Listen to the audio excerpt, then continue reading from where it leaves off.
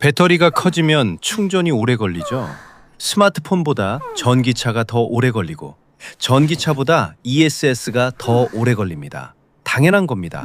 물탱크가 크면 물 채우는데 시간이 더 걸리니까요. 근데요, 이 상식을 완전히 뒤집어 버린 배터리가 나왔습니다. 커지면 커질수록 충전이 빨라지는 배터리. 크기가 2배가 되면 충전 시간은 절반 이하로 줄어드는 배터리. 게다가 이 배터리를 양자 컴퓨터에 달았더니 같은 공간에 핵심 부품을 4배나 더 집어넣을 수 있게 됐다는 겁니다. 이름은 양자 배터리. 2026년 1월 호주 국가과학기관 CSIRO가 세계 최고 권위 물리학 저널에 발표한 연구입니다. 지금 반도체 다음의 전쟁이 이미 시작된 겁니다. 그것도 우리가 미처 눈치채지 못한 사이에요. 호주, 일본, 중국, 독일, 4나라가 동시에 이 기술을 향해 전력 질주를 하고 있습니다. 한국 정부도 뒤늦게 양자 기술에 3조 원을 투자하겠다고 발표했지만 양자 배터리만 놓고 보면 국내 전문 연구팀조차 찾기 어려운 게 현실입니다. 반도체 전쟁에서는 간신히 선두를 지켰습니다. 하지만 양자 전쟁에서도 그럴 수 있을까요? 오늘 이 영상에서 그 답을 찾아보겠습니다. 안녕하세요. 경제편의점입니다. 구독과 좋아요는 영상 제작에 큰 힘이 됩니다. 자, 본격적으로 들어가기 전에 양자 배터리가 뭔지부터 짚고 가야겠죠? 양자라는 단어부터 막히는 분들 많을 겁니다. 걱정 마세요. 물탱크 하나면 됩니다. 일반 배터리를 물탱크라고 생각해 보세요. 수도관으로 물을 채우고 필요할 때 꼭지를 틀어서 물을 꺼냈습니다. 물은 화학에너지, 수도관은 전선, 꼭지는 스위치예요. 리튬이온 배터리가 딱 이 구조입니다. 아까 인트로에서 물탱크가 크면 물 채우는데 오래 걸린다고 했죠? 바로 이 물탱크 배터리 이야기였던 겁니다. 양자 배터리는요, 물탱크가 아니라 빛 항아리입니다. 물 대신 빛, 그러니까 광자를 담아요. 화학 반응으로 에너지를 저장하는 게 아니라 원자 하나하나가 특수한 양자 상태에 놓이면서 빛 에너지 자체를 품게 됩니다. 화학 반응이 아니라 물리법칙, 그것도 양자역학이라는 물리법칙으로 작동하는 완전히 새로운 개념의 배터리입니다. 그런데 사실 이 원리를 가장 먼저 쓴 건 인간이 아닙니다. 식물이에요. 식물의 광합성은 햇빛 에너지를 엽록소 분자 네트워크를 통해 전달하는데 이 효율이 무려 95에서 99%입니다. 과학자들은 이 과정에 양자 얽힘이 관여한다는 증거를 발견했어요. 식물이 30억 년 동안 써온 양자 트릭을 인간이 이제야 배터리에 담으려는 겁니다. 양자역학의 원리를 제대로 설명하려면 한 학기 수업이 필요합니다. 그러니까 오늘은 딱 하나만 기억하세요. 바닷속 물고기 떼를 떠올려 보세요. 수천 마리가 헤엄치고 있는데 갑자기 한 마리가 방향을 틀면 나머지 수천 마리가 동시에 같은 방향으로 확 꺾입니다. 아무도 신호를 보내지 않았는데요. 마치 보이지 않는 끈으로 전부 연결된 것처럼요. 양자 세계의 입자들이 정확히 이렇습니다. 하나가 움직이면 나머지가 동시에 따라 움직여요. 자, 이제 배터리로 가져와 볼게요. 일반 배터리를 충전하는 건 물고기를 한 마리씩 그물로 잡는 것과 같습니다. 한 마리 잡고, 다음 한 마리 잡고, 또 다음 한 마리. 물고기가 많을수록 시간이 오래 걸리죠. 그런데 양자 배터리는 물고기 떼가 알아서 동시에 그물 안으로 뛰어드는 겁니다. 한 마리가 들어가면 나머지가 한꺼번에 따라 들어와요. 물고기가 많을수록 오히려 더 빨리 끝납니다. 이게 양자 배터리의 비밀이에요. 그래서 기존 배터리와는 완전히 다른 3가지 특성이 나타나요. 첫 번째, 아까 말씀드린 것처럼 커질수록 충전이 빨라집니다. 왜냐하면 양자 배터리 안의 분자들이 각자 따로따로 빛을 흡수하는 게 아니라 얽힘 상태에서 집단으로 동시에 빛을 빨아들이거든요. 과학자들은 이걸 초흡수, 영어로 슈퍼 앱소프션이라고 부릅니다. 분자가 10개면 충전 속도가 10배 가까이 빨라집니다. 100개면 100배 가까이. 분자 수에 비례해서 빨라지는 거예요. 이게 양자 배터리만의 고유한 마법입니다. 두 번째, 열이 거의 안 납니다. 기존 배터리는 충전할 때 화학 반응이 일어나면서 열이 나죠. 스마트폰 급속 충전하면 뜨거워지는 거 다들 경험해 보셨을 겁니다. 양자 배터리는 화학 반응 자체가 없기 때문에 발열이 극도로 적습니다. 이게 왜 중요한지는 조금 뒤에 다시 설명드릴게요. 세 번째, 이론적으로 충방전 사이클에 따른 수명 저하가 없습니다. 리튬이온 배터리는 충전과 방전을 반복하면 화학 물질이 조금씩 열화됩니다. 2년 쓴 스마트폰 배터리가 새 것만 못한 이유죠. 양자 배터리는 화학적 열화 자체가 존재하지 않으니까 이론상 수명이 무제한인 셈입니다.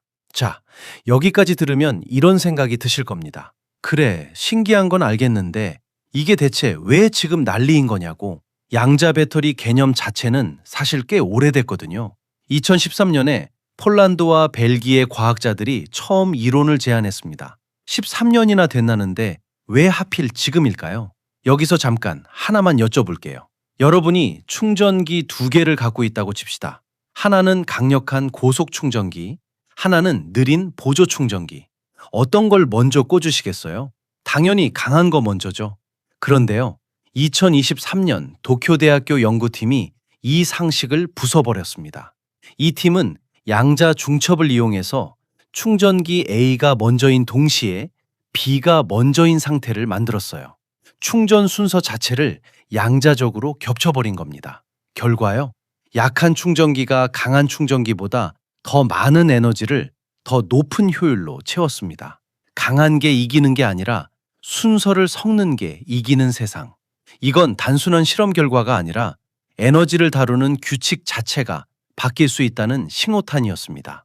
그런데 이건 시작에 불과했어요. 이 신호탄이 터진 뒤 2025년부터 2026년 초까지 불과 1년 사이에 양자 배터리 분야에서 돌파구가 연달아 터졌습니다. 그것도 한 나라가 아니라 네 나라에서 동시에. 이건 우연이 아닙니다. 임계점을 넘은 겁니다. 첫 번째 돌파구. 2025년 7월 호주 RMIT 대학과 CSIRO 공동연구팀. 기존 양자 배터리의 가장 큰 문제는 충전하자마자 에너지가 순식간에 빠져나간다는 거였어요. 충전되는 배터리가 아니라 그냥 스파크였던 거죠. 이 연구팀은 빛을 잘 흡수하는 층이 에너지를 빨아들인 뒤 빛을 잘 내뱉지 않는 금고층으로 옮겨 가두는 구조를 설계했습니다. 비유하면 30분 충전해서 20일 동안 대기할 수 있는 스마트폰과 같은 비율로 에너지 저장 시간을 1000배 늘린 겁니다. 양자 배터리가 실험실 장난감에서 실제 쓸 수 있는 기술로 넘어가는 첫 번째 관문을 통과한 사건이었습니다. 두 번째 돌파구는 일본에서 터졌습니다. 2025년 5월 일본 니켄 양자 컴퓨팅 센터 피지컬 리뷰 레터스에 실린 이 논문의 키워드는 위상학적 양자 배터리였어요. 위상학이 뭐냐? 도넛을 떠올려 보세요. 도넛을 아무리 눌러도 비틀어도 늘려도 구멍이 하나라는 사실은 변하지 않잖아요. 이렇게 형태가 바뀌어도 절대 변하지 않는 근본 성질을 연구하는 게 위상학입니다. 리켄은 이 원리를 양자 배터리에 처음으로 입혔어요. 결과는 예상대로였습니다. 에너지를 멀리 보내도 손실이 거의 없고 특정 배치에서는 손실에 완전히 면역이 되는 상태까지 만들어냈어요. 여기까지는 연구팀도 예상한 거였습니다. 문제는 그 다음이었어요. 데이터를 분석하던 중에 이상한 지점이 발견됩니다. 에너지 손실을 일부러 키웠더니 충전 파워가 오히려 뛰어오른 겁니다. 처음엔 오류인 줄 알았어요. 다시 돌려도 같은 결과. 배터리가 망가질수록 더 강해지는 현상. 연구팀 스스로도 논문에 예상치 못한 결과라고 적었습니다. 이건 앞에서 말한 역설들과는 결이 달라요. 설계한 사람들조차 설명하지 못한 현상이 나타난 겁니다. 자, 여기서 한 발짝 물러나서 생각해 보겠습니다. 호주는 에너지 저장 시간을 1000배 늘렸고 일본은 손실이 힘이 되는 역설을 만들어냈습니다. 둘 다 대단하죠? 근데 둘 다 공통점이 하나 있어요. 이론이나 시뮬레이션 단계라는 겁니다. 진짜 칩 위에서도 되냐? 라는 질문에는 아직 답을 못한 거예요. 그 답을 내놓은 나라가 있습니다. 중국입니다. 2026년 2월 선전의 국제 양자 아카데미 연구팀이 초전도 양자 프로세서 위에서 양자 배터리의 충전 우위를 세계 최초로 실험 실증했습니다. Physical Review Letters에 실렸어요. 큐비트 2개부터 12개까지 하나씩 늘려가며 커질수록 정말 빨라지는가를 실제 칩 위에서 직접 보여줬습니다. 칠판 위의 수학이 실리콘 위에 현실이 된 순간이었습니다. 자, 여기까지 3개의 돌파구가 터졌습니다. 저장 시간 1000배, 손실이 이득이 되는 역설, 최초의 실험 실증. 그런데 이 모든 걸 하나로 엮는 결정타가 2026년 1월에 나왔습니다. 바로 오늘 이 영상의 메인 주제인 CSIRO의 연구입니다. 이 연구를 이끈 제임스 쿼치 박사. 이 사람은 양자 배터리의 산 증인 같은 존재입니다. 2022년 호주 애들레이드 대학에서 양자 배터리의 핵심 원리인 초흡수를 세계 최초로 실험 증명한 사람이에요. 당시 그는 이렇게 말했습니다. 분자 10억 개를 모으면 LED 하나를 켤 수 있습니다. 그로부터 4년, 쿼치 박사는 CSIRO로 자리를 옮겨 양자 배터리를 양자 컴퓨터 내부에 직접 탑재하는 설계를 이론적으로 완성했습니다. 이전 연구들이 양자 배터리 자체의 성능을 개선하는 데 집중했다면 이 연구는 한 발 더 나아가서 양자 배터리로 양자 컴퓨터를 작동시키는 전체 아키텍처를 제시한 거예요. 자, 여기서 왜 이게 그렇게 대단한지 이해하려면 양자 컴퓨터의 가장 큰 골칫거리를 알아야 합니다. 그 전에 이 기계가 얼마나 강력한지 먼저 느껴보세요. 2024년 12월 구글이 윌로우라는 양자칩을 공개했습니다.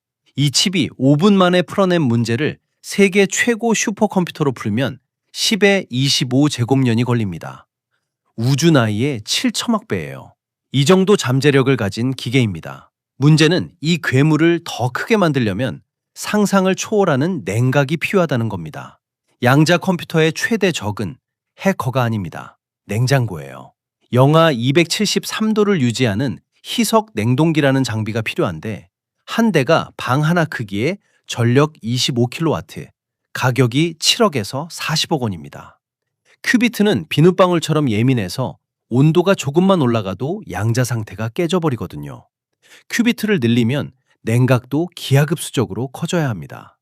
지금 최고 양자 컴퓨터가 겨우 1000큐비트 수준에 머무는 이유가 성능의 한계가 아니라 냉각의 한계예요. 이게 얼마나 심각한 문제냐면요. 실용적인 양자 컴퓨터를 만들려면 큐비트가 최소 수십만 개는 필요합니다. 지금 기술로 그걸 냉각하려면 냉동기가 건물 한 채를 채워야 해요. 전기세만 수십억 원. 성능은 준비됐는데 냉장고 때문에 못 키우는 겁니다. 슈퍼카 엔진을 만들어 놓고 라디에이터가 없어서 시동을 못 거는 셈이죠. CSIRO의 양자 배터리가 이 병목을 정면으로 돌파합니다. 쿼치 박사의 표현을 그대로 빌리면 이렇습니다. 컴퓨터에 자체 연료 탱크를 달아주는 것과 같습니다. 전력망에서 계속 에너지를 끌어오는 대신 배터리가 컴퓨터 작동 중에 스스로 재충전됩니다. 이게 어떻게 가능하냐면요. 양자 배터리는 빛으로 에너지를 저장합니다. 양자 컴퓨터 내부의 부품들이 내는 빛을 양자 배터리가 흡수해서 재충전하고 그 에너지를 다시 큐비트에 공급하는 순환 구조를 만드는 거예요. 에너지를 외부에서 계속 밀어넣는 게 아니라 내부에서 돌려 쓰는 겁니다. 이 순환 구조의 효과는 숫자로 보면 확실합니다. 발열이 획기적으로 줄어들고 냉각에 필요한 배선 부품이 대폭 감소하고 그 결과 같은 물리적 공간에 큐비트를 4배까지 더 집어넣을 수 있게 됩니다. 큐비트가 4배라는 건 단순히 성능이 4배라는 뜻이 아닙니다. 양자 컴퓨터는 큐비트가 늘어날수록 성능이 지수함수적으로 올라가거든요. 큐비트 4배는 어떤 문제에서는 연산 능력 수만 배의 차이를 만들 수도 있습니다. 게다가 이 연구에서는 양자 초확장성이라는 현상도 확인됐습니다. 큐비트가 많아지면 많아질수록 각 큐비트의 처리 속도가 더 빨라진다는 거예요. 보통 공장에 일꾼을 많이 넣으면 서로 부딪혀서 오히려 느려지잖아요. 그런데 양자 배터리 아키텍처에서는 일꾼이 많아질수록 서로의 속도를 끌어올려 줍니다. 혼자보다 둘이, 둘보다 열이 빠른 거예요. 이것도 양자 세계에서만 가능한 현상입니다. 그런데요, 여기서 이런 의문이 드실 겁니다. 양자 컴퓨터가 영하 273도에서 돌아간다며 양자 배터리도 그 냉동고 안에서만 되는 거 아니야? 만약 그렇다면 이 기술은 영원히 실험실을 못 벗어납니다.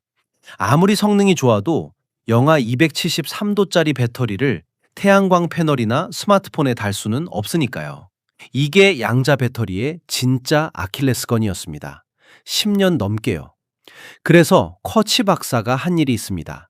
2025년 1월 유기염료를 수십 겹으로 쌓아서 만든 초소형 양자 배터리가 상온에서 작동하는 걸 세계 최초로 증명했어요.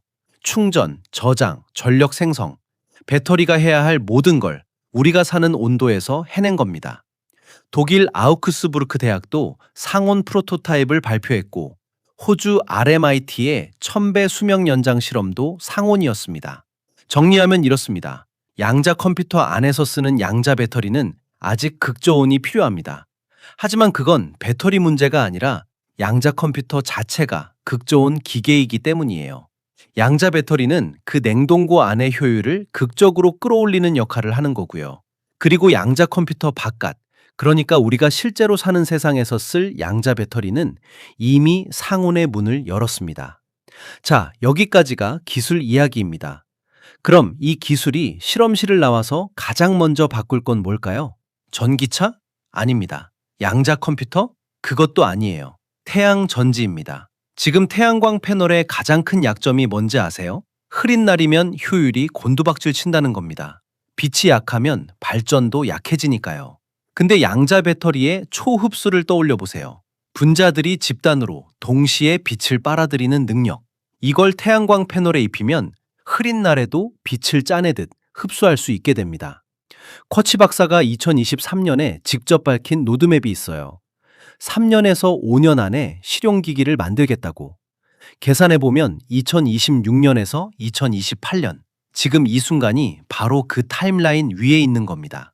그 다음은 여러분 손목 위입니다. 스마트워치, 의료용 패치, 산업용 센서. 이런 초소형 기기들은 배터리 크기 때문에 항상 한계에 부딪히잖아요. 양자 배터리는 태양광 패널과 배터리가 하나로 합쳐진 구조가 가능합니다. 빛만 있으면 알아서 충전되고 알아서 저장하는 초소형 전원 장치. 충전기를 꽂을 필요가 없는 기기의 시대가 열리는 거예요. 그리고 최종 목적지, 양자 컴퓨터입니다.